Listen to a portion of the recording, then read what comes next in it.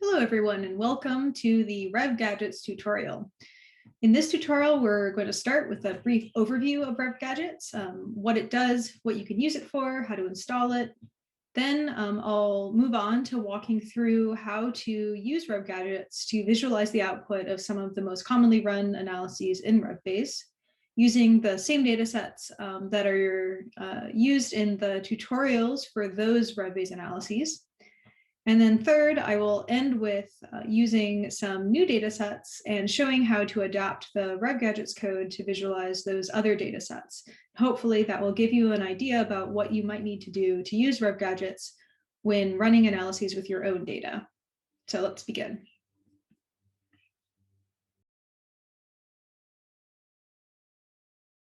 RevGadgets is an R package that is designed to help take the output of analyses that you have run in RevBase and bring those data into R and allow you then to visualize results or calculate summary statistics you might be interested in.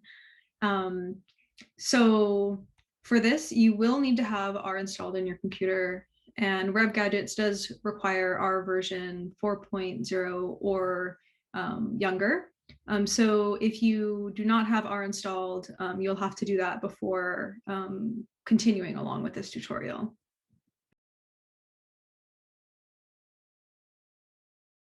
All right, so I'm going to go ahead and pull up the tutorial and we can get started. So here is the RevGadgets tutorial. And I'll first walk through some of the installation procedures and then talk a bit about the structure of the tutorial and some recommendations for navigating the interface and the associated data and scripts. So as I said earlier, RevGadgets is an R package, so you will need to have R installed. So assuming you've already done that, go ahead and open R.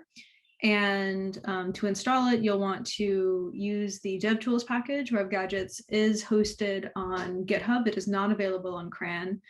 So you'll have to use DevTools to install it rather than the standard install packages command to install from CRAN.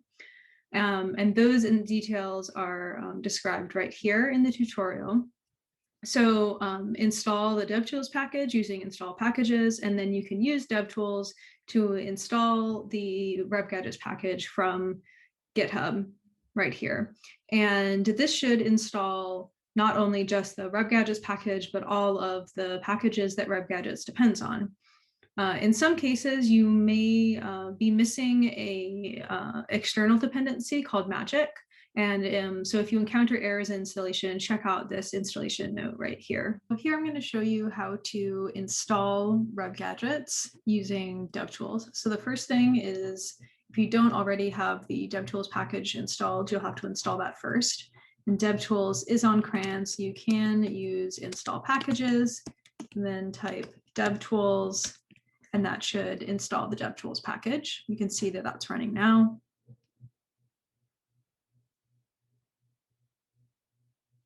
And DevTools allows you to then install packages that aren't available on CRAN. So we're going to install DevTools and then use it to install RevGadgets from the GitHub repository.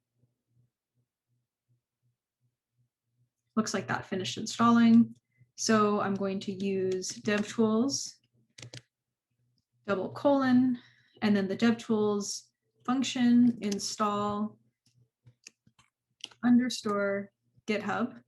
And then in here, I'm going to put the link to the GitHub repository, cmt2/RevGadgets, and run that. And you can see now it is downloading that GitHub repository, and then it will use that to install the R package. So this pulled up a bunch of packages with more recent versions that I could update if I wanted to, and I'm just going to skip those for now.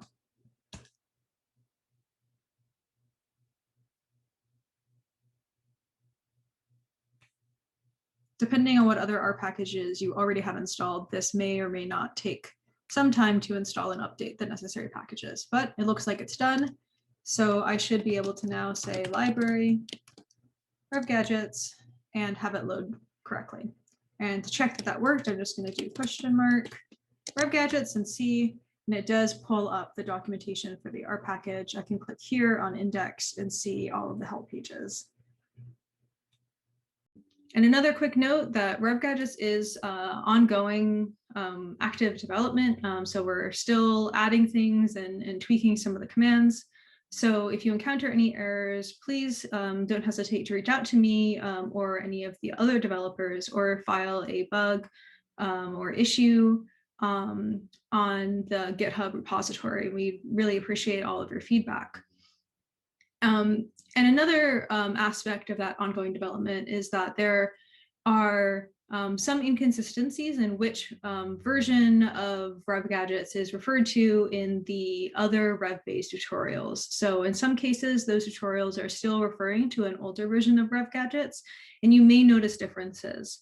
So if you're working through those tutorials, you will need to pay attention to which version of RevGadgets they are referring to. All of the tutorials that refer to this version of RevGadgets list this RevGadgets tutorial as a dependency. So those are the ones that use the newest version. So before we get started, we're gonna go through and download all of the associated data files and scripts that are listed in this side menu here. We can download all of those with this one download button, and that will preserve the structure of this directory, and I'll show you that in a second. So these data files are the output of various Rev-based analyses that we are going to visualize in this tutorial. And that saves you the time of having to go and run these tutorials in order to then learn how to use RevGadgets to visualize those results. And this set of scripts are all R scripts that show, that have the same code that is referenced in the website tutorial, just provided as R scripts so that you can open them in R and run them directly that way, instead of having to copy and paste from the website. So go ahead and download this directory now. I've already downloaded it, so I will show you that here. So here it is on my desktop. I'm just going to decompress it and open up this directory and see that all of those data files are located here. And then I have these R scripts right here.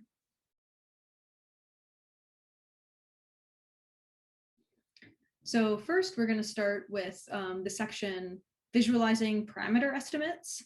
And what this does is read in some trace file and provide visualizations of the posterior distributions of estimated numerical parameters.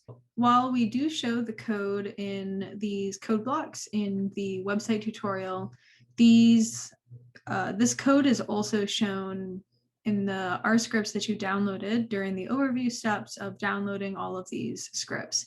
The code is exactly the same. You can, if you prefer, copy and paste the code from here directly into R.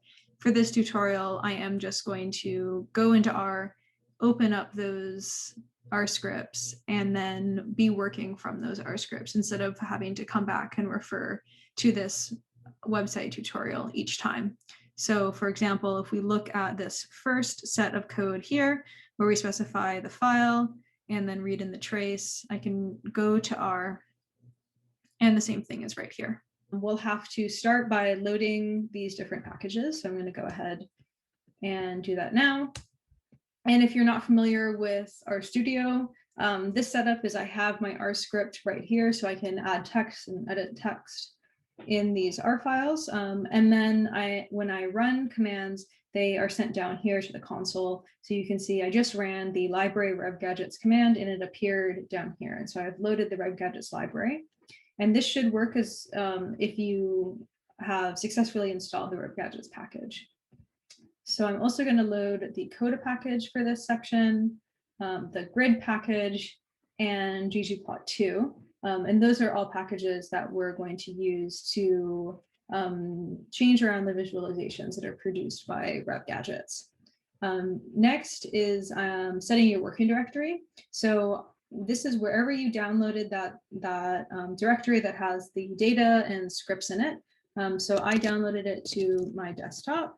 So I can just do desktop, and It is called RevBay's Intro to RevGadgets. So I'm just going to select that. And this is going to be the working directory for all of the different examples that we provide in this tutorial.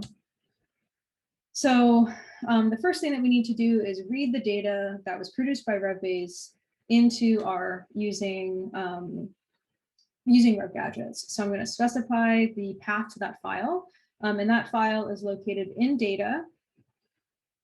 And it is the primates CYTV GTR, which is right here. So I have that path included here, and I can just create an object called file that contains that path. And then I pass that path to the read trace function here. You could just type the directory directly in as an argument here as well. All right, so I just ran the read trace command, and that has read in our trace file to the object trace quant. And now we are going to perform a couple of different modifications to look at trace quant in different ways. One important thing to note here is that we did remove burn-in of 10% when reading in that trace. You can change this to be a different percent if you wish. Alternatively, you could set this to 0. And then if you wanted to modify the remove burn-in later on, you can use the remove burn-in command. So for example, let me try reading this in and setting this to be burn-in equals 0. I'll go ahead and do that now. And then here, we can then remove the burn-in of 10%. So now that we have our trace file read in, we might be interested in seeing if it's converged. So I'm going to show you how to do that with Coda. But again, we've linked to the convenience tutorial, which it describes how to use the R package convenience for convergence assessment as well. So I'd encourage you to check that out. So the first thing is that we have to convert our trace file into a format that Coda can read, which is using this as MCMC command. So I'll go ahead and run that.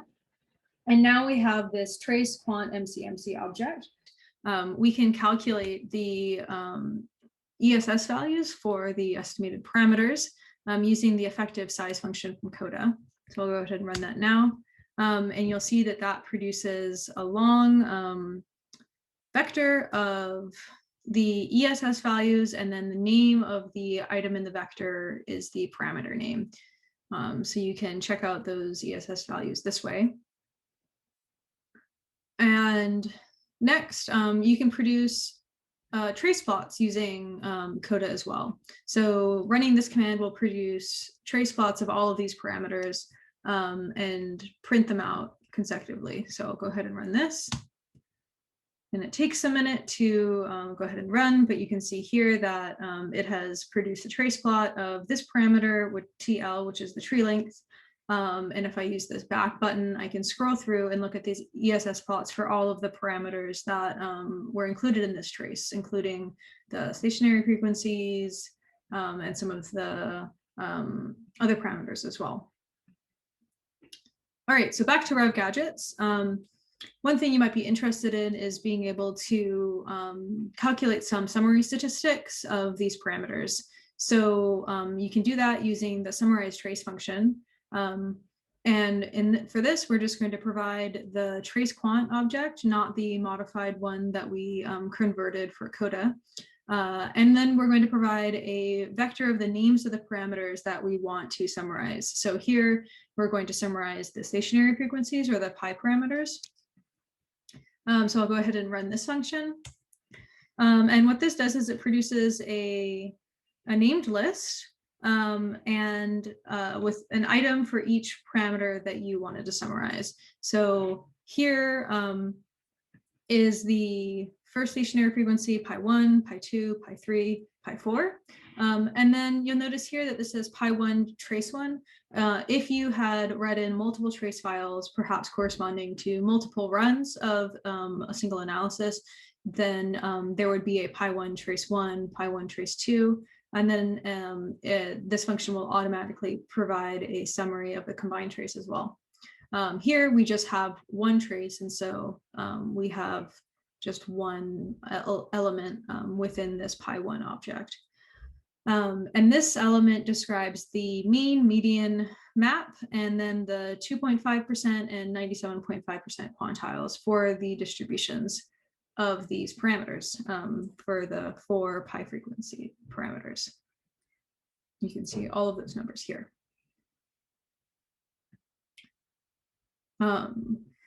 Next, let's plot these distributions. So these summary statistics are useful, but it can be really helpful to visualize those posterior distributions and see what the distributions look like. So we'll do that using plot trace, and the input is exactly the same as for the summarized trace. We provide that trace quant object, and we provide a vector with the names of the parameters that we want to summarize. So I'll go ahead and run that. And the plot has been produced here. And you can see that it is labeled trace 1. So similarly to the summarized trace, if you included multiple traces for multiple runs, you would end up with multiple plots, one for each trace and one for the combined trace. Here we only have one trace, so it has produced one plot. And this one plot shows the distributions for these 4 frequencies, and the legend is here. And the colored area under the curve indicates the 95% CI interval for each of these parameters. And then the white area under the curve corresponds to the tails of these distributions. So I just walked through how to do this for these quantitative variables, but RevGadgets can also do equivalent functions or functionality for qualitative variables. So I'm going to go through and show how we do that here, but the workflow is very similar. First, we just read in the file, so we specify the path to the file, then we read in the file using read trace, and then here's where we want provide the parameters to summarize. So in this case, we're reading in the output of a reversible jump analysis, and then we are summarizing and plotting the probability of including a transition rate. And so these are going to be discrete binary variables. So I'll run this summarized trace here, where we summarize all of those different probabilities for the different transition rates in this reversible jump analysis. And you can see here, again, it's a pretty long list in this case because we have summarized 6 variables, but again, there is one element of the list per variable, and one trace per variable, because in this case, we've only, excuse me, provided one trace. And in this case, because it is a discrete variable, we provide the cardable set, which is for, which are the set of states that contain the 95% of the probability. Because these are binary, in most cases, the credible set contains both of the states. Although I believe there is one case right down here where the credible set only includes the 0 state for one of these variables. All right, so let's plot this as well. Let's show plot trace can also accommodate discrete variables. And the input format is the same as for quantitative. So we provide the name of the trace and the name of the probability, or the name of the variables that we want to plot. In this case, instead of plotting all 6, it can be a bit messy to plot that many variables. We're just plotting 4 to illustrate what it looks like.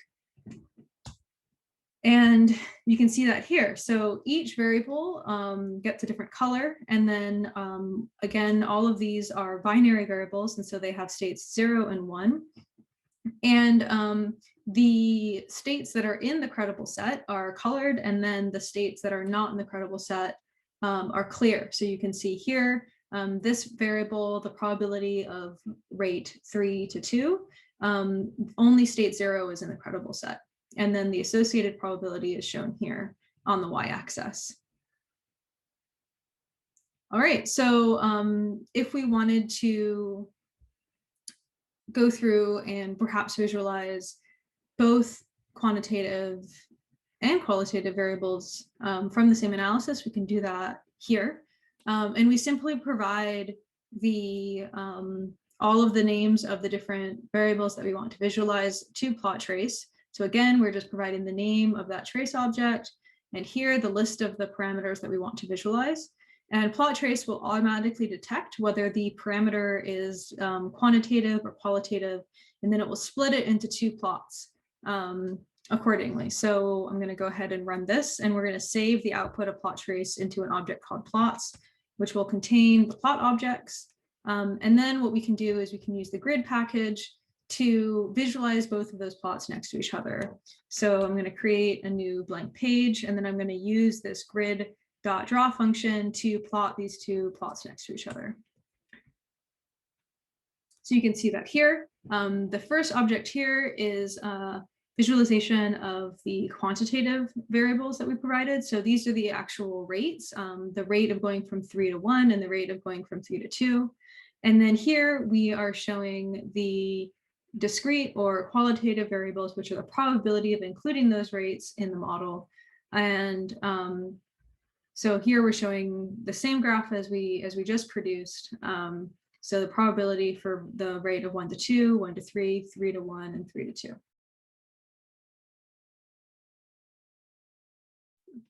All right, so next up is the visualizing phylogeny section. So in this part of the RevGadgets tutorial, we are going to walk through visualizing a couple of different types of phylogenies. So let's go ahead and open R up again and pull up the visualizing trees R script. So for this, we are going to need RevGadgets, which I probably already have loaded. We'll also need the GG tree package and the ggplot2 package. And again, you'll want to set your working directory. So my working directory should be my desktop, where I have the RevGadgets folder downloaded onto, and I'll go ahead and set it to that directory. And we can clear out these plots from the previous part of the tutorial and make sure my working directory is set. And then we can begin. So similar to the visualizing parameter estimate section, we will walk through the ways that RevGadgets reads in data and then processes those data into visualizations. And the first step, like before, is to provide the path to the file that we're going to read in. And here that is the primate CYTB GTR map tree, and this is the summary tree from the visualizing parameter estimates. Excuse me, this is the summary tree output from the relevant RevBase analysis. So we'll go ahead and read that tree in here. And it is now called tree. And we are, because this analysis produced an unrooted tree, we will first reroute the phylogeny using the RevGadgets reroute phyllo function, and we'll set the outgroup as the Galeopteris variegatus taxon. All right, so that's running and it just finished. We now have a tree rooted object, which is the rooted phylogeny. So this here is the plot tree plot for plotting the rooted phylogeny and a couple of specific modifications. So we're going to label the nodes with the posterior probability of those nodes. And then we will change the width of the lines of the phylogeny and offset the node labels a little bit from the node and italicize the tip labels. And the specifications for this function and all of the other RevGadgets functions are included in the package documentation, which you can access by typing in the console down here, question mark, and then the name of the function. So for plot tree, you can just do that here and click on plot tree, and it will pull up the documentation for the plot tree function, describing the parameters that you can adjust in the function, their default values, and a longer description of the different arguments right here. These are all the different function options. And we also provide some working examples down in this section. And this is the case for all of the RevGadgets functions. So let's go ahead and run this. So this will save the plot object as plot. So we don't expect to see a plot yet because we have saved that plot as an object in R. We have not yet printed the plot. And here we're going to go ahead and print the plot, but we're going to add on a scale bar using this ggtree function that is geom tree scale. And the X and Y specify where we want that scale bar to be located. So let's visualize this by running this line of code. And here we have it. This is the phylogeny. The tip labels are italicized, and we have labeled the nodes with the posterior probability of those nodes. And right down here is that little scale bar that we included using the geom tree scale function. Things get a little bit more complicated with more complex analyses, such as the fossilized birth-death process.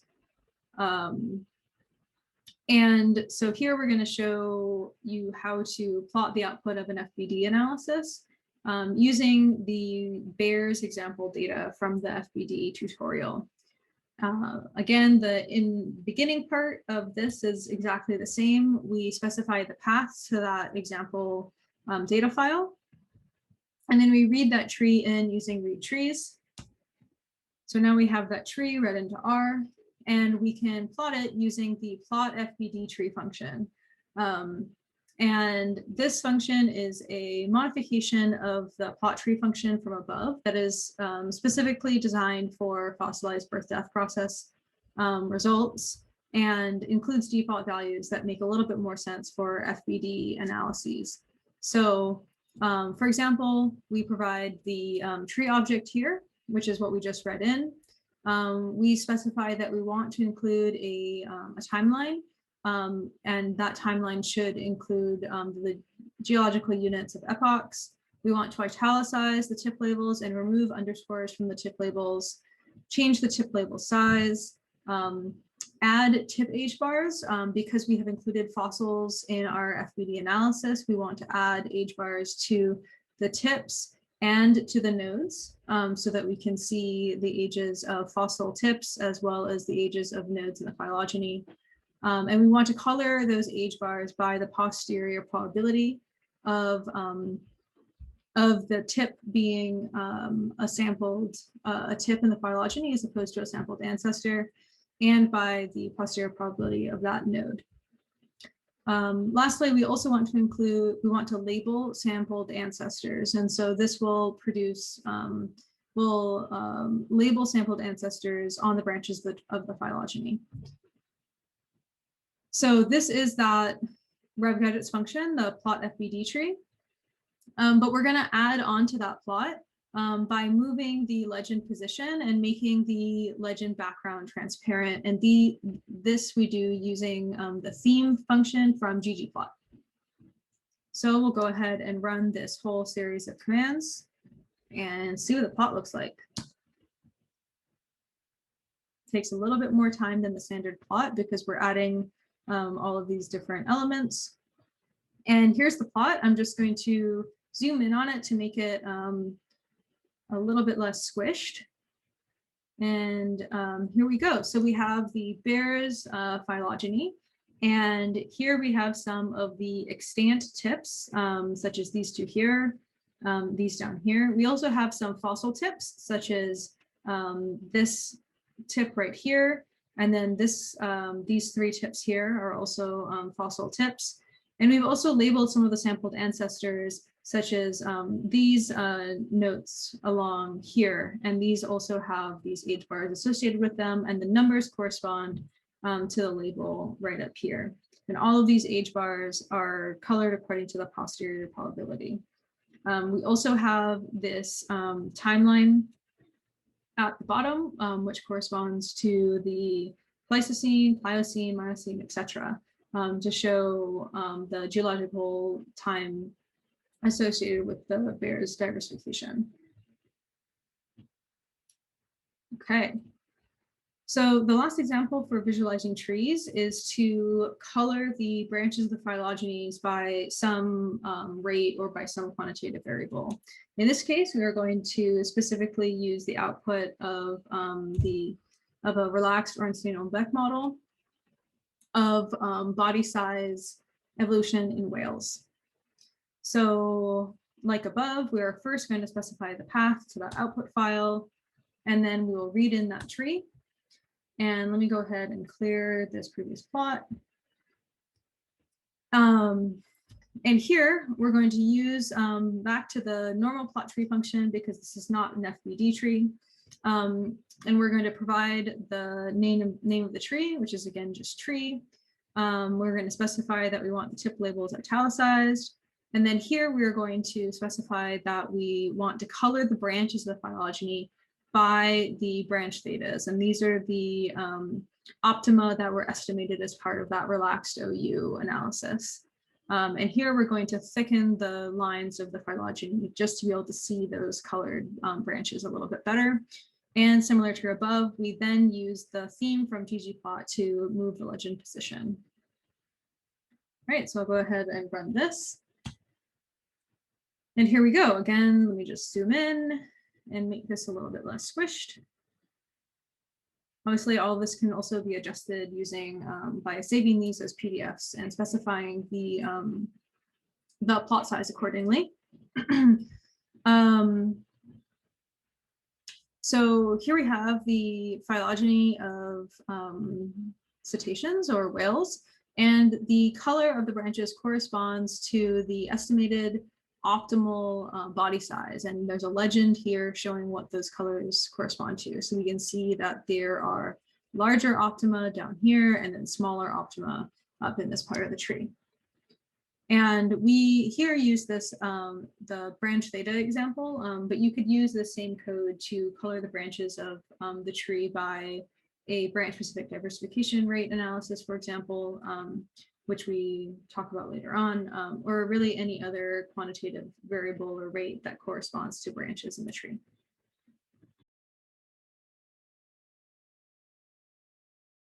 And in this section, we are going to walk through a couple of different types of ancestral state reconstruction, the results of models that include sort of the standard method of ancestral state reconstruction with only anagenetic change.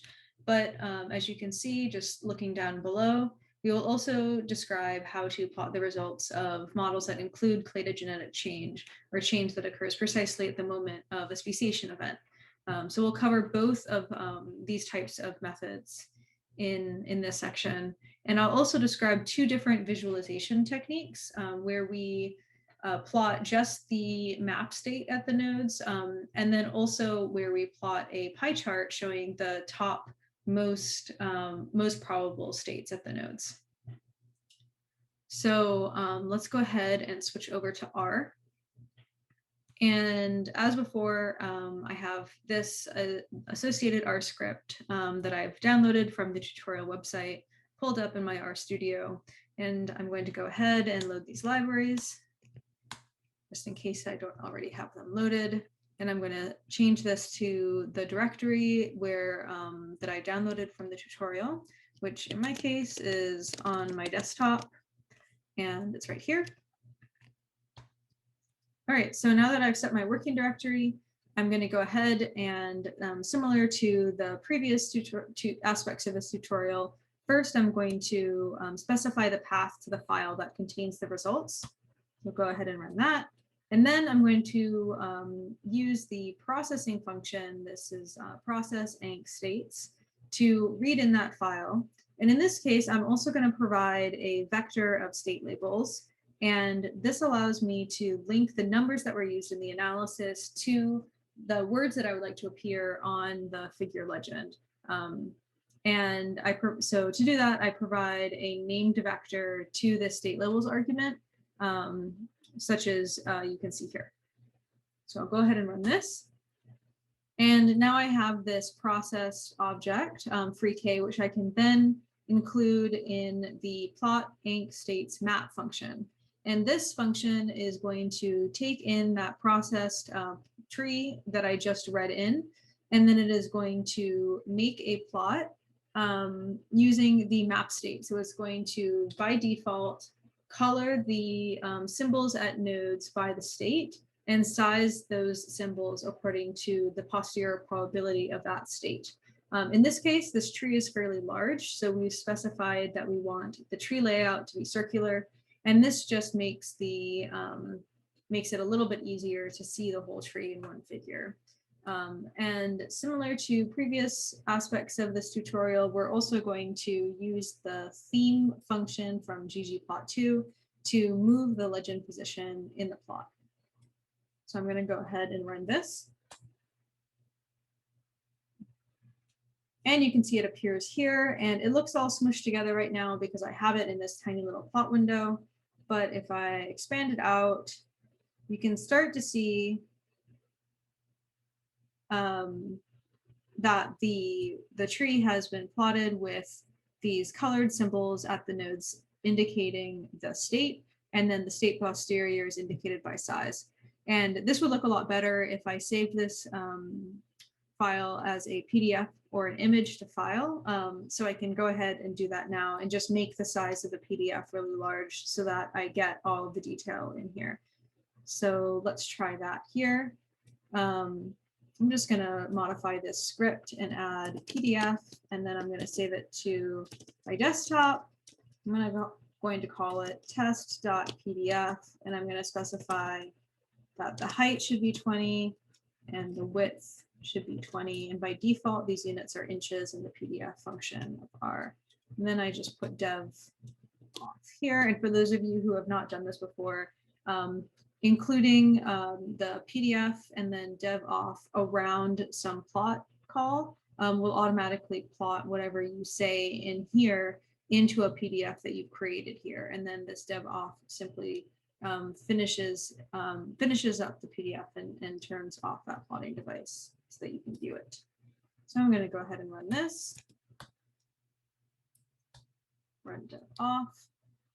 I'm going to minimize R and look for that PDF, and here it is on my desktop, and that looks a lot better. We can now see the symbols and the tip labels are more clearly spaced out. So we can zoom in to see some of the detail there.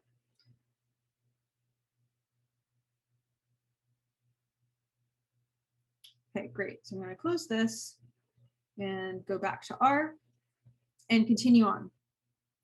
Okay, so we're now going to move on to plotting the results of cladogenetic models. And in this case, I'm going to use a biogeographic model example of the Hawaiian silver swords, but you could use this type of plotting functionality for other cladogenetic models as well.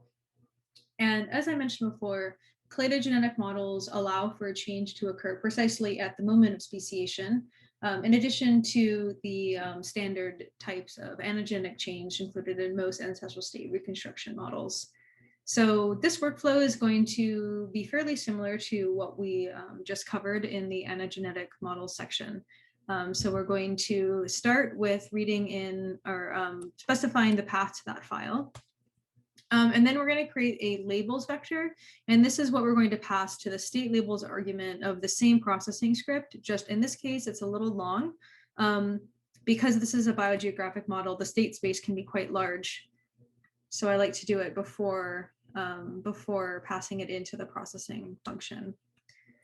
And then here we're going to use that path to the file and the state labels vector to read in and process the results of this biogeographic analysis. So for plotting, in this case, I'm also going to illustrate how to use a separate plotting function.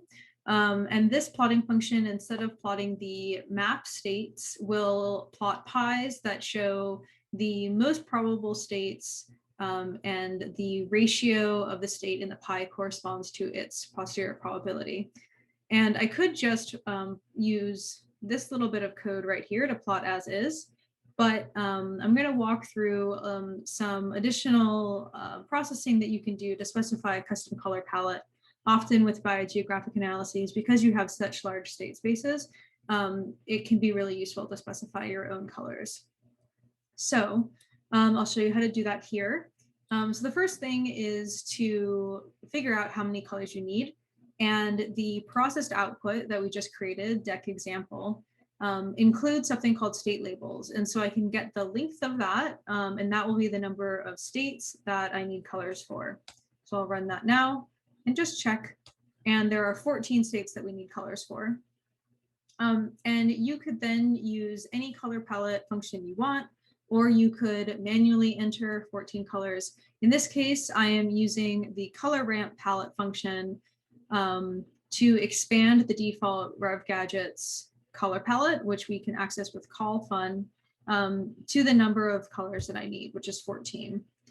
So I'm just going to run this here.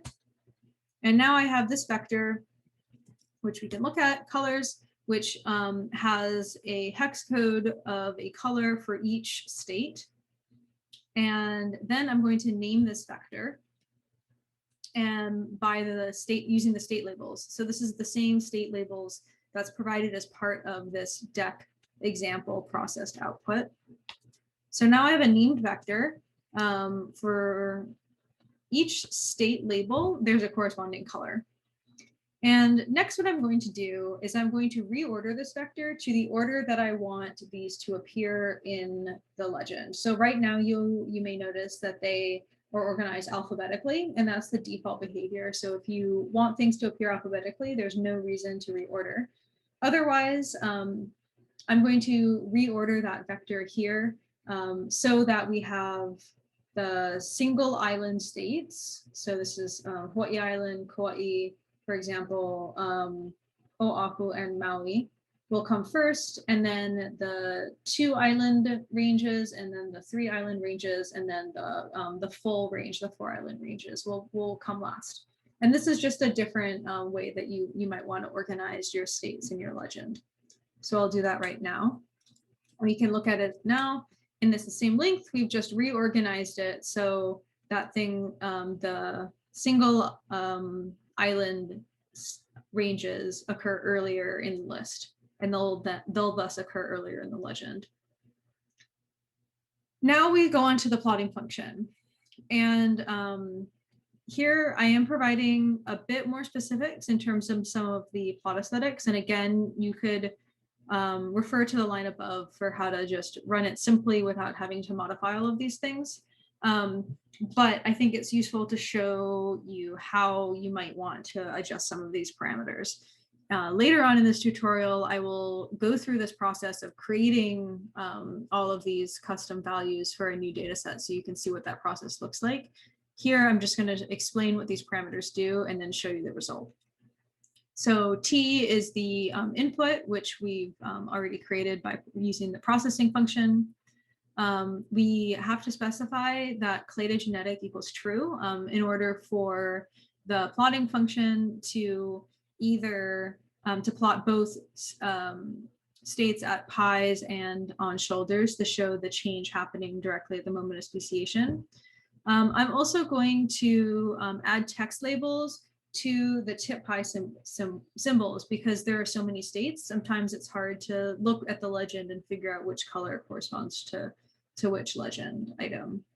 Then I'm going to adjust the offset of those legends. I'm going to pass in our custom color palette here. So if you have provided custom colors, you need to provide that vector to the pi colors argument. I'm going to offset our tip labels slightly to make room for the tip pies. And I'm going to nudge some stuff over and then adjust the size of the tip and node pies slightly. Note that when you, for a cladogenetic model, when you change the node pi size, it automatically changes the shoulder pi size as well, but you can specify a shoulder pi size separately if you want those to be different sizes. And as we've done previously, we're using the ggplot function theme to move the legend. Okay, I'm going to go ahead and run this. And it takes a minute because the pies take longer to plot than the map states. So we'll just let that run. Okay, looks like it's done. But before I show you that plot, I'm going to create another plot, which is using the plot inc states map function, or the first plotting function that we looked at, to make the equivalent plot, but instead of pies, showing the map states. So again, we pass in the processed output. We specify cladogenetic equals true, same as above. We pass in the colors vector to the node color argument instead of the pie color argument. And we adjust some offsets and the states, tip states size. And we also move the legend over using the ggplot function theme. And in this case, we're turning off the color legend for this plot because I'm going to plot them side by side. So you'll see what that looks like in a second. I'm going to go ahead and run this. And then here I'm going to use the grid arrange function using grid extra to plot these two plots side by side. So first we're going to plot pi, which will show the results using plot inc states pi on the left, and then we'll plot the plot inc states map on the right. I'll just run that right now.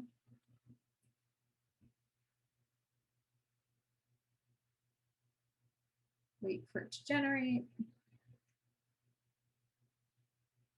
Here it is. Okay, let's zoom in. Make it a little bit bigger. You can see the legend is running off of the screen a little bit here, but that's just because my screen doesn't allow me to get the plot margins quite large enough in this case. But as you can see on the left, we have these pie charts. So for example, if you take this node right here, you can see that this blue color, which is K for Kauai Island, looks to be about 50% of the posterior probability. It is the most probable state. So if you look at the corresponding node in the map plot, you can see that it is indeed blue. So it does correspond to Kauai, but it's a little bit on the smaller side because the posterior probability of it being Kauai is a little bit lower than some of the other nodes, such as this one here. You'll also notice that we do have these symbols in both cases plotted both at the node and at the shoulder. And so this shows any change that might have occurred precisely at the moment of speciation.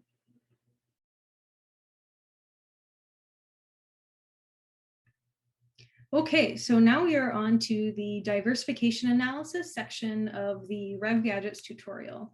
And in this section, I will walk through a couple of different types of diversification analysis and show you the appropriate functions to use to plot the output of those analyses in RevGadgets. In some cases, some of the RevGadgets code will be a review from previous sections, but hopefully it will be useful to see how those functions are applied in the diversification analysis context. So first, I will go over plotting a state-dependent diversification analysis. Then we'll move on to lineage-specific diversification analysis, and lastly, cover episodic diversification. So on to R. To start, we're going to load the necessary libraries, in this case, the RevGadgets library and the ggplot2 library.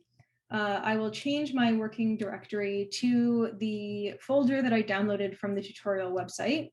In my case, that is on my desktop, and then the name of the folder. Do that here. And again, the workflow is fairly similar. We're going to specify the path to one of the output files, and then use a processing script to read in and process that output file.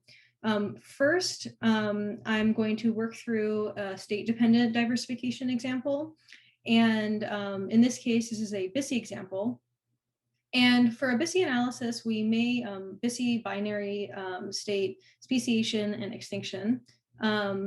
In this case, we may want to visualize the specific speciation and extinction rates that were inferred for each of the two states in the analysis. We may also be interested in the estimated ancestral states. So I will go through how to first visualize the estimated rates and then the ancestral states. So first we read in, or we set the path for the BISI file.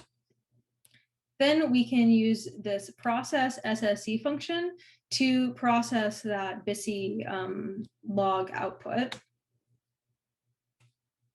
And then we can use this plot MUSI function to plot the rates. And this is called plot MUSI because here we're illustrating it for a BISI example, but this function could be used for any number of states in a state-dependent diversification example. So here's our plot right here. We can zoom in.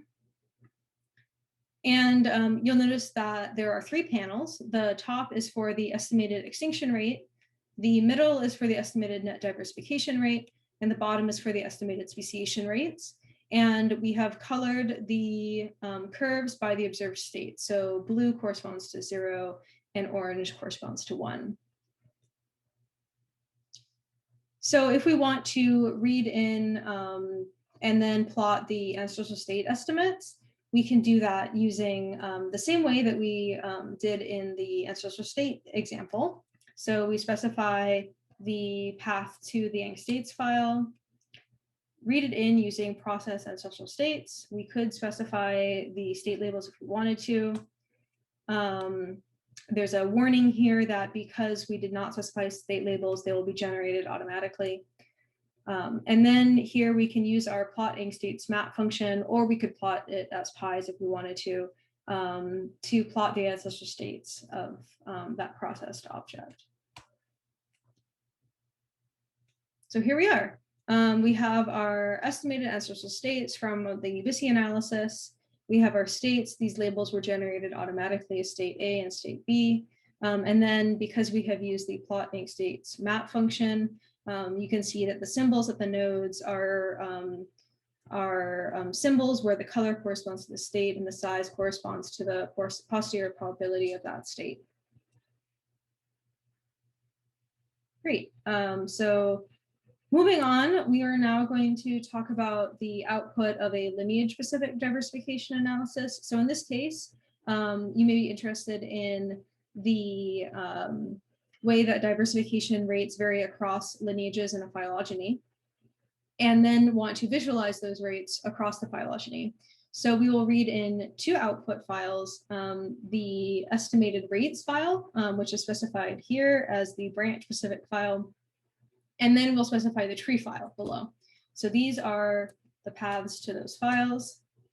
We will use the read trace function, which we covered in the first part of the tutorial, to read in and process those rates. Then we will use the read trees function to read in that tree file after this rates function finishes running. There we go. So we will read in that tree. And there are some warnings here, but those are fine. There's nothing to worry about in this case. And then we'll use this process branch data function. And what this does is it associates the rates from the rates file with a tree object. And so we pass in the tree and the rates, and then we specify net div equals true. And what this does is that it will, the rates that we estimated correspond to speciation and extinction rates, but we may be interested in net diversification. And so by specifying net diversification equals true, not only will this function combine the log file with the rates and the tree file, but it will also estimate net diversification using the speciation and extinction rates. So we'll run that. And now we have this combined object, which we can pass into plot tree. Because we have associated the rates with our tree, we can then specify that we want to color the branches of the tree by one of those rates. And this is similar to what we did in the tree visualization section of the tutorial, where we color the branches of the tree by the estimated optima from a relaxed OU model. In this case, we're going to color the branches by net diversification, but you could also color them by speciation or extinction if you wished. And in addition to coloring the branches by net diversification, we're also going to adjust the tip label size and make the tree a circular tree. So I'll run that here. And here we are. So you can see here that we have the circular phylogeny. with branches colored according to the estimated net diversification rate, with those values specified here. So you have slower rates of diversification in the darker blue colors, and then faster rates in orange. All right, so last but not least, for the diversification rate section, I will walk through an episodic birth-death process example. So in this case, we're estimating different rates of speciation and extinction according to different time periods, going through, passing through different time periods of the phylogeny. So we read in these output files, and there's 4 different output files that are relevant in this case. One corresponds to speciation times, 1 to speciation rates, 1 to extinction times, and 1 for extinction rates. In this case, the time files are the same, but we're going to read them in for consistency's sake. So I'll go ahead and specify all 4 of these paths, and then pass those paths to this process div rates function. And here we can specify a burn-in manually. We're taking 25% as burn-in in this case. So we'll read in those rates. And now we have those process rates, and we just simply pass that to this plot div rates function. And we're going to manually change the axis labels using ggplot in this case. So we'll use the xlab function and the ylab function. I'll go ahead and plot that. And here it is. So we have our 4 plots for speciation rate, extinction rate, net diversification rate, and relative extinction rate. And these all show the change in the rates through time. And as we specified with our xlab and ylab arguments, we have changed those axes labels to clarify that this is in millions of years ago, the time period, and that the y-axis corresponds to rate per million years. And that's it for the diversification rate section.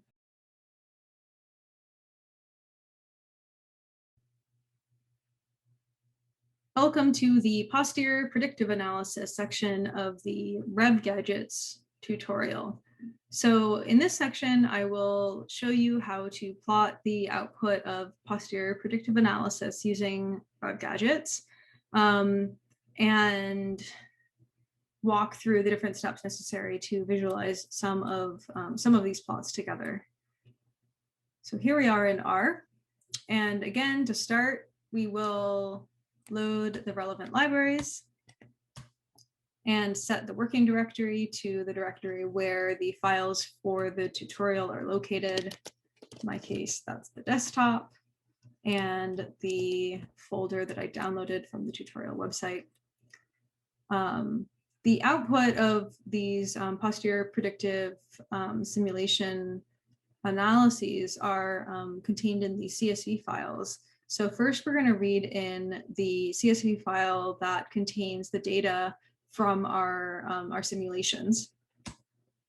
And then we will read in the CSV file that contains our empirical data. So that's the values of these statistics that we've estimated that are calculated from our actual data as opposed to the simulated data sets.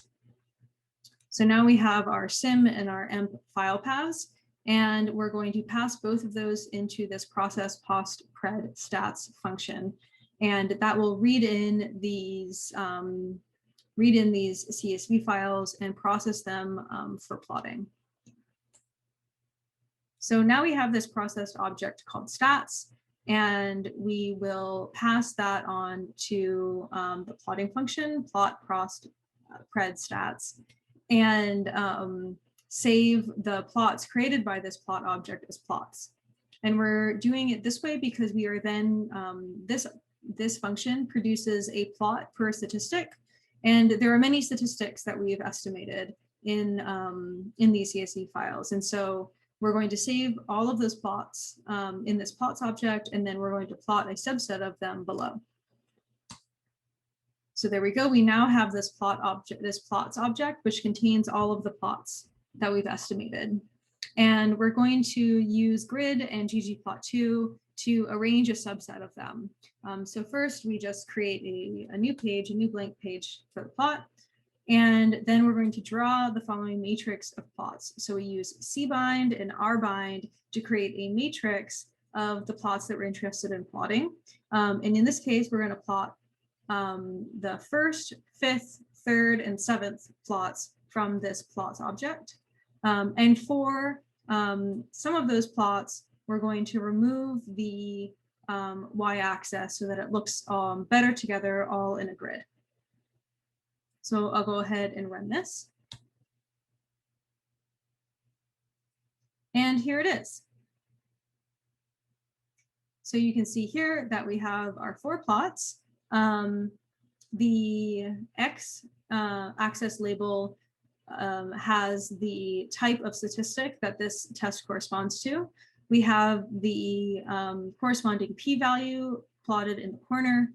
And then we have the curve from the simulated data sets that's plotted here, with the blue and orange blocks indicating the 90 and 95% confidence intervals in those distributions. And then the dashed line indicates the estimated value from the empirical data.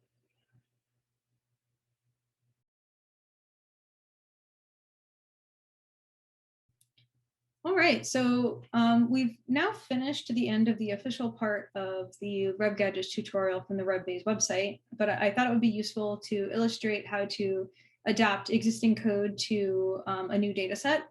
So I have a fossilized birth-death analysis tree that I have not plotted before, and I'm going to build up to what I think is a reasonable plot using RevGadgets functions and adjusting some of the parameter values. And this would be live, but it's a recording. Okay, so first thing I'm going to do is load the RevGadgets library, just in case I don't already have it loaded. I'm going to change my working directory because this file is just located on my desktop. It's not in our special folder. And I'm going to provide the path to that file. It's there, file, and that's the name of the file. So then what I'm going to do is read it in using read trees, where paths equals file. And then I'm going to try plotting it using the default values, just whatever the default gives us for plot FBD tree, and see what it looks like, and then modify from there.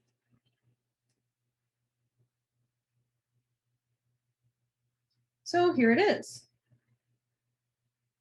It's taking a little bit to load. There we go. And you can see here that we have some extant taxa and a bunch of fossils. There are node age bars, but they're all one color, so they're not colored by the posterior probability as in the previous example. And there are some sampled ancestors labeled here, like right here on this branch, I can see a tiny little bar that corresponds to a sampled ancestor, and there's probably more elsewhere in the tree. There's another one down here. But those are not labeled, so I don't know what taxon they correspond to. So I'm going to make a couple of changes. First, oh, and there's no timeline, which is what I first want to do, is I'm going to say timeline equals true and see how that changes things.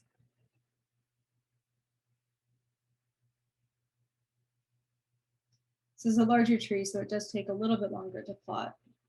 And adding the timeline does add a little bit of time as well to the plot. And we've got a new warning here that just reminds me that I'm plotting with a default axis label for age in millions of years. So in case your data are not in millions of years, you might want to modify that axis label. Here we are. Whoa, so that is quite the timeline. I'll zoom in and bring it up. And the default is to include both 2 different units, geological units in the timeline. And this finer unit might be a little bit much for this plot because these are some pretty old fossils. So I'm going to change it by saying that the timeline, or it is the geo units. And just to remind myself what the argument should be, I'm going to pull up the documentation for this function. And so see here that the default is for geo units to be epochs and periods. And I'm going to try with just periods and see what that looks like. Run this and see how the plot has changed. Again, that's taking a little bit to plot. It should pull it up. There we go. So that's a little bit more reasonable. We now have these periods labeled, and we've gotten rid of the finer epoch measurements, which aren't as informative for such a deep time analysis. But I really want to be sure that I'm labeling those sampled ancestors. So I'm going to go ahead and do that now. So I'm going to go add label sampled ancs, and the default is false, so I'm going to change it to true. And then while I'm at it, I'm also going to modify the H bars so that they are colored by the posterior probability. So I'm going to say age bars colored by posterior. Now let's see what that does.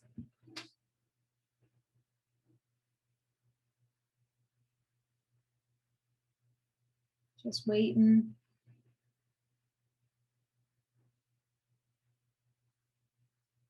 My dog got tired and left the room. Okay, here it is. So great, now we have our legend here. And now these are the taxa names for those sampled ancestors, and they correspond to the numbers that you can see here along the branches. And we're starting to get something that more resembles the plot from before.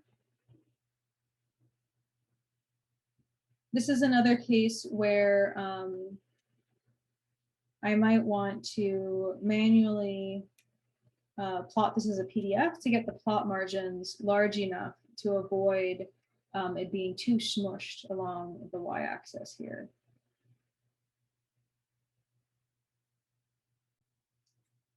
So I'm going to go ahead and try that now. I'm going to, instead of plotting it to just the RStudio graphics, I'm going to envelop this in a PDF sandwich. And I'll just put this and call it plot example.pdf. And I'm going to say the height is, let's say 15, and the width is 10, just sort of eyeballing things. Depth off, and see if that helps.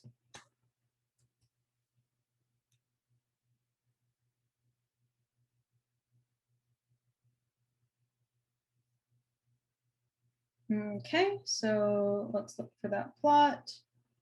There's my Zoom window. Here it is, plot example. And you can see that that does look a lot more spread out. It's maybe almost too spread out. But you're starting to be able to see the details much better. So we have this timeline that I'm pleased with that shows the epochs. We have our age bars, which are colored by the posterior probability. And we have our sampled ancestors labeled on the tree, and the taxa and the corresponding labels included up above. One thing that I just wanted to check was to make sure that we do get these tip age bars by default, and it looks like we do. So those are included by default. We don't have to manually add tip age bars for the plot FBD tree.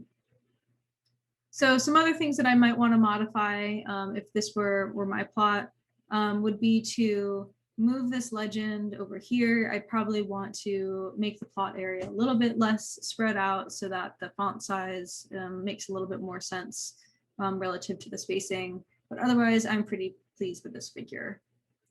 Next, I will be doing something similar to this for a biogeographic analysis.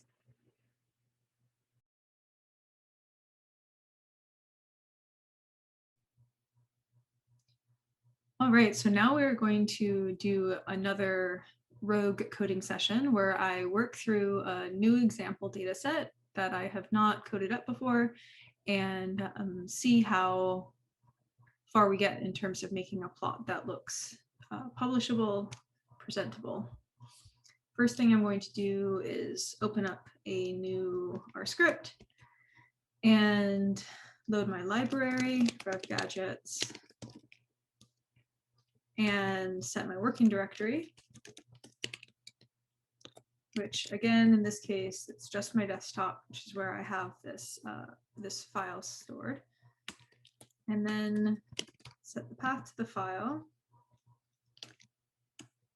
which is this. And this is a result of a biogeographic analysis. So we are going to plot this using some of the ancestral state plotting code and work through processing the biogeographic data together.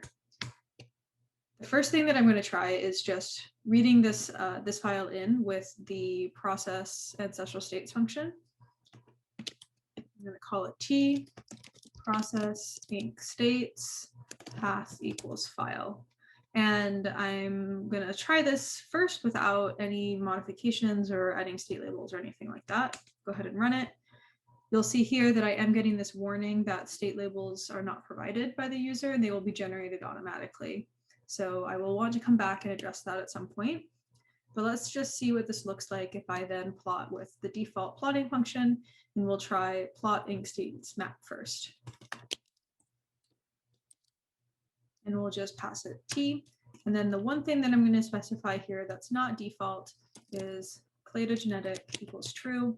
And that's because I know that this was a cladogenetic analysis. And in order to plot symbols on both the nodes and the shoulders, I will need to specify cladogenetic equals true. Go ahead and try that. Here it is. So it's a little squished. As you can see, we probably want to save this as a PDF or as an image to get the proportions set up better. But in general, we're seeing these automatically generated state labels. We see change recorded on the shoulders as well as on the nodes. We have our states colored, our symbols colored by the state and sized based on the posterior probability of that state. Okay, so what I'm going to do now is actually go back to this processing step, and I really would like these state labels to be informative. And because I don't have all of these memorized, I actually have saved the state labels in a separate R script for this moment. And if this, if you are working through this on your own, you should have these state labels saved somewhere. Ideally, you'll be able to get this information by looking back at your data file, the Nexus file that you provided to RevBase in your analysis, and figure out what these RevBase generated numbers correspond to. In this case, the codes were set up slightly differently than you might set them up in a RevBase analysis, so don't worry too much about what these symbols mean. Just know that if you are using your own data, you should be able to generate an equivalent named vector. I'll run that. And now I'm going to go ahead and provide these labels to the processing function. So state labels equals L, run that. And let's just see, running the same plotting script, how things have changed. Okay. So you'll notice that the labels changed and the colors and how the colors are distributed or across the plot changed. And that's because we were working with the same processing, the same set, the same color palette, but because we have provided state labels, the order that those colors are used and thus their location on the tree has shifted. So that's getting closer to what we might want. I'm gonna go ahead and close this. And now what I'm going to work on is adding some features onto this plot that might make it more interesting visually. For example, you may have noticed that this plot contains fossil tips. And so in this case, it might be especially interesting to include a timeline. So we can go ahead here and say timeline equals true. And I'm also going to specify that the geo units equals epochs for a smaller timescale analysis. And we can go ahead and run that.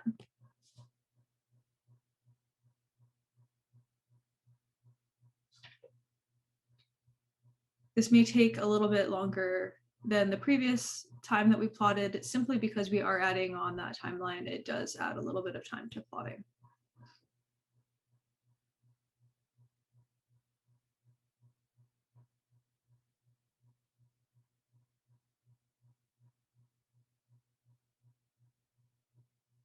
Looks like it's finishing up. Here it is. So again, this is a case where I will probably now want to switch to saving this as a PDF on my desktop rather than relying on the RStudio graphics device, because it does take longer to load heavy plots in RStudio than it does as a saved PDF. And we'd be able to work on getting the tips spread out better. But I really like how this timeline looks in addition to the fossil tips that are included in this analysis. One other thing that I might want to do is, right now these state labels are organized alphabetically. So you start with anything that begins with Central America, move on to East Asia, Europe, North America, South America, and Southeast Asia. However, I would prefer to see first the single area states. So Central America, East Asia, Europe, North America, South America, Southeast Asia, followed by the 2 area states. So I'm going to go back and reorganize my colors vector, and that will pass that ordering information along to the legend. So to do that, I'm going to add in some code right here, where right now we are relying on the default colors. Instead, I might want to provide custom colors and reorganize this legend. So I have in this other R script saved a set of colors that I like. So I'm going to pull those up here. And you can, in the example in the written tutorial, you'll notice that we used a color palette function to do this. And you can do that as well. But in this example, I am going to show you how to use your own colors if you just have your own set of favorite colors that you would like to apply specifically to certain states.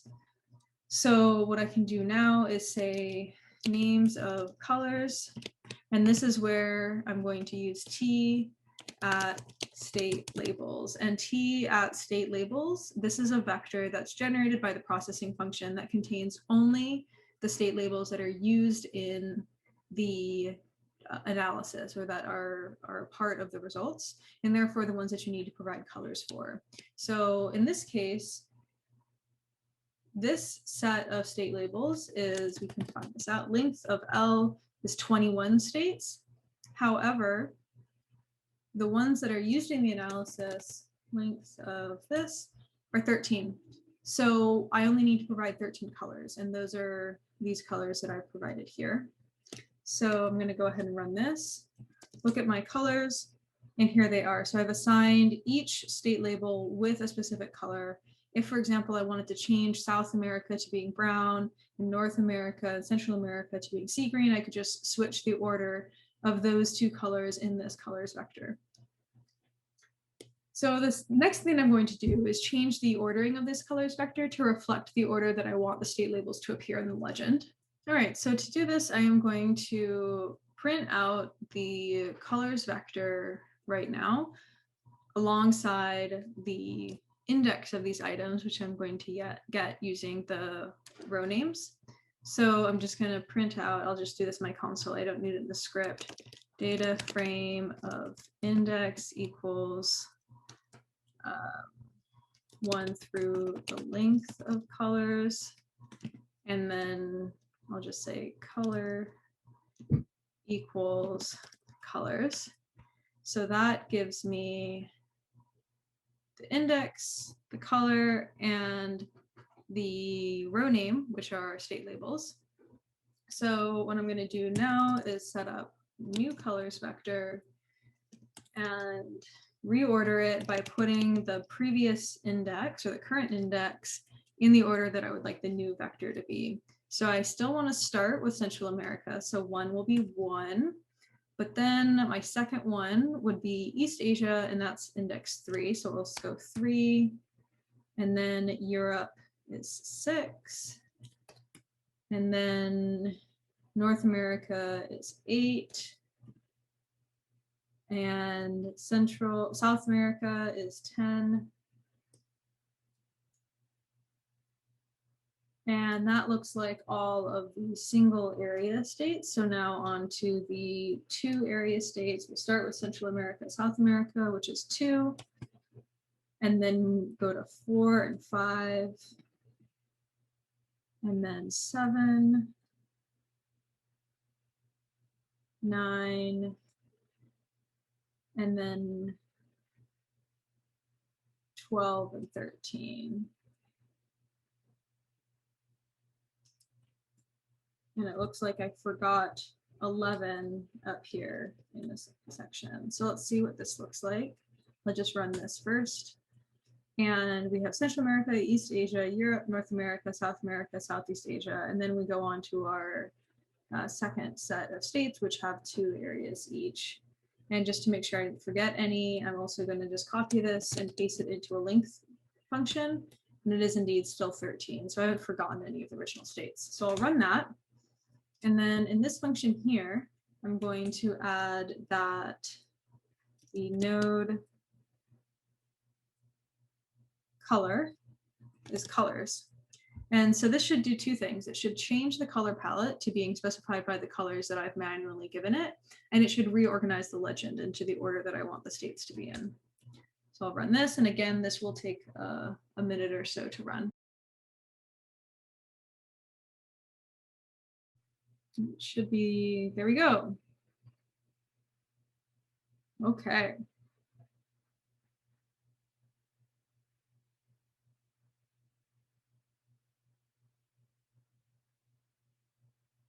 So here it is with my custom color palette. And as you can see, there's now the legend is in the right order. So we have our single area states followed by our 2 area states, and we have changed the color palette. I don't actually like the new appearance. I think there's far too much green in it. And the green doesn't look great in combination with some of these other colors. So I can see that both, that's because East Asia is this green color, and I might switch out the green color from East Asia with the red color from Central America and South America, just to see what that does. I'm gonna change this to coral and change this to sea green 1. Let's see what that looks like. Names of colors, reorder the colors. And this time I'm going to switch now to plotting this on as a PDF on my desktop. So PDF will say, please plot this on my desktop. And we'll call it testplot.pdf. Height, just go ahead and say 15, and width 7, so it'll be about a 2-to-1 ratio. And dev. Off. Okay, I'll try running this. Okay, so it looks like this has finished plotting. I'm going to go find it on my desktop. It's right here, test plot. Open it up, and there we go. Okay, I like this a lot better. I think the colors are more distinct from each other. There's less overwhelming amounts of green. And the ratio and the spacing looks better. If we zoom in, you can clearly see the tip labels are separated from each other. So the one other thing that I would like to do here is move these legends into the plot area so that they look a little bit more, the plot looks a little bit more cohesive. We don't have all of this white space on the side. So to do that, I'm going to go into this part of the function and I'm going to add a plus and make sure I have not loaded other libraries. So I'm going to add that now, ggplot2. And then I'm going to use the theme argument, theme.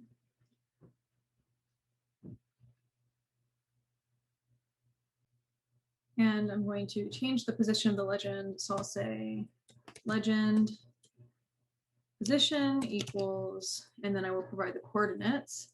And I think the best place for this legend is probably in the upper left-hand corner of the plot. So I'm going to give for the x-axis a lower number. Let's try 0.1 to start. And then I'll give a higher number for y, let's say 0.8. And I also know that the default is for the legends to have a white background, but because we have those gray bars because of the timeline, I'd like to make the legend background transparent. So then I can add a legend background equals element rect, and then fill equals transparent. And let's see what that does. Go ahead and run that whole statement. Okay, so it looks like it finished. Find it, here it is. And there we go. So it does look like we moved the legend over, but it is a little high up. You can see that it's going into this unnecessary white space at the top of the plot. And the background here is also not transparent. So I'm going to go back and modify the legend further using the ggplot functions. Okay, so I'm going to change a couple of things. The first is to move the legend down a bit. So I'm going to change 0.8 to let's just say 6.5 and see what that does. And then in addition to fill equals transparent, I'm going to also add another statement here, which is legend key equals element blank, and see if that removes those white boxes on the around the colored points in our legend. So I will try running that.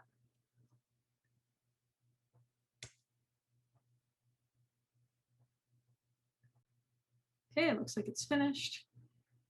Desktop, find plot, here it is. Okay, so the legend looks better, but it is now too far down and is now overlapping with this part of the plot here. So I'm just going to move it back up a little bit. And this is the sort of just adjusting by eye that is necessary for moving things around at this really fine scale. So let's try this again. Go back here. Scroll down to our plot. I'm going to change this to 0.7. And the other thing that I'm going to try is, instead of having to remake this plot every time, one other thing that we can do to speed things up a bit is move this. And what we're going to do is call this plot P, save this as P. And then in here, we're just going to modify that plot object. So we can just, instead of having to remake that plot every time, we're now just modifying the plot inside using the ggplot functions. So now we have P plus, and we have our legend adjustments. And we can try running this with this legend moved up a bit.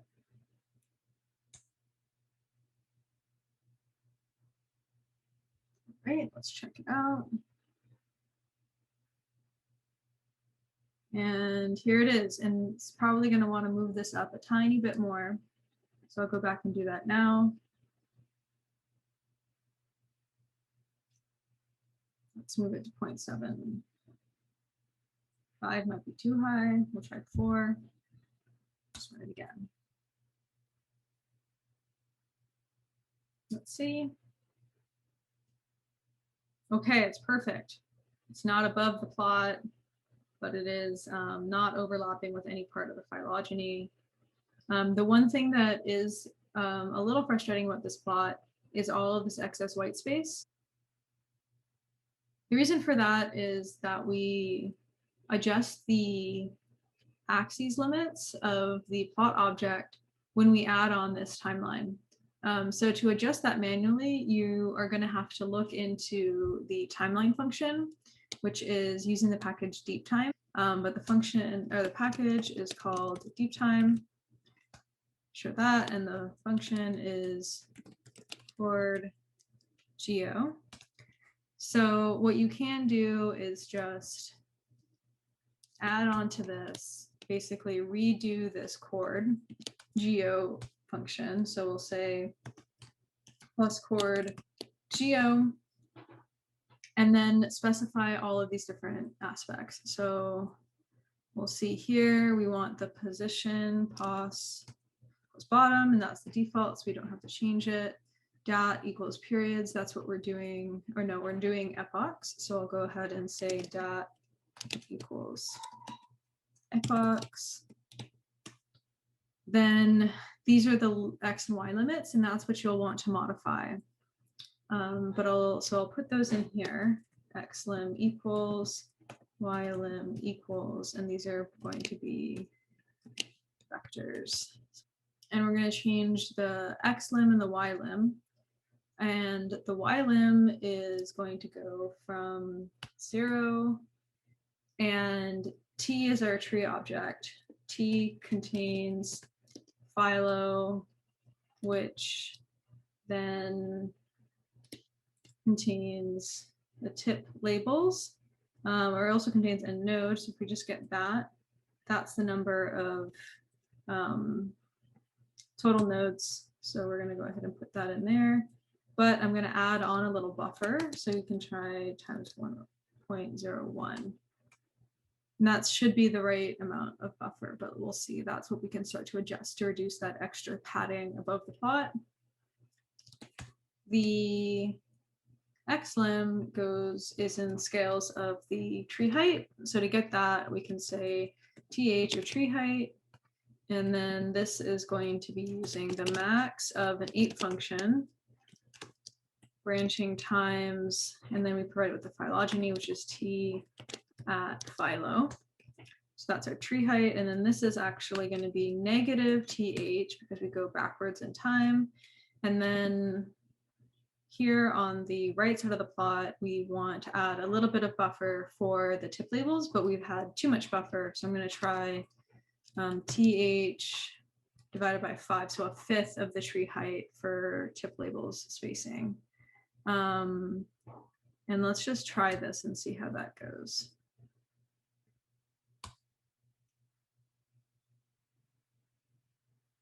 And here it is. So it looks like that spacing is right over here, but unfortunately, our geoplot has been shoved all the way to this side. And we're also cutting off some of the pies on the top and on the left. Let's go back to R and fix that. Okay, so in order to fix that, we're going to modify this chord geo and specify that neg equals true, because we're giving our units are going backwards in time. So we're saying that this the xlim starts at the negative tree length. So we want our geo scale to go backwards in time as well. Okay, so we're going to deal with the margins now. And I remember that the plot was being cut off a little bit on the left-hand side. So we need to extend this negative tree length beyond the depth of the tree slightly. So I'm just going to multiply this by 1.01, the same way that we multiply the number of nodes by 1.1. And then we also were cutting some things off on the top of the plot. So let's change this to 1.05 and see if that's enough. And look at the plot now.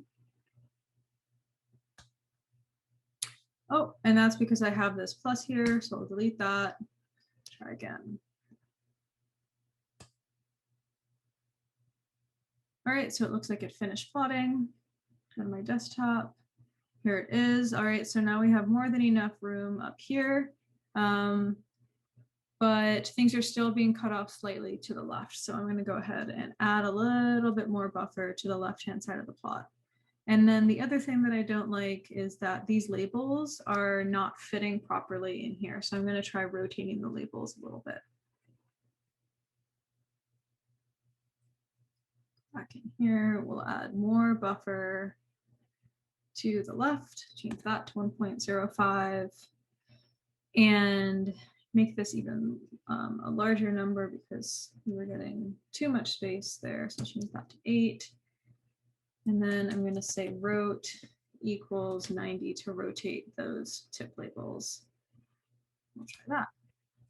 All right, let's see it. Okay, so we no longer are getting anything cut off over here. These labels sort of fit, but they could be a bit better. And there's probably too much spacing up here, actually. So let's go ahead and reduce that. But we're getting close. So the upper part of the plot has too much space, so we're going to bring this down again. See if we can make the height of the timeline higher. So right now the default is 2. Just make sure that that's right.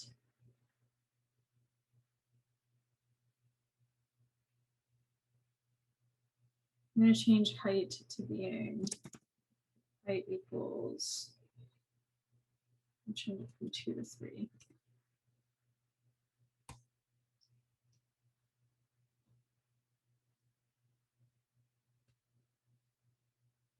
Oops, and I forgot a comma. Let's try that again.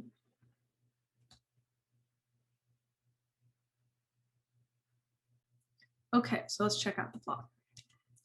Here it is. Let it reload. And yeah, that looks a lot better. So we can see those labels in there. We have all of our symbols.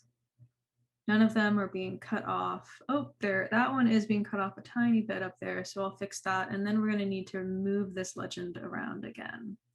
So back to R. As you can see, this is just an iterative process where you have to go around tweaking little things until you're happy. I'm just going to make that slightly bigger. And I'm going to try moving the legend up. Let's try 0.8 now.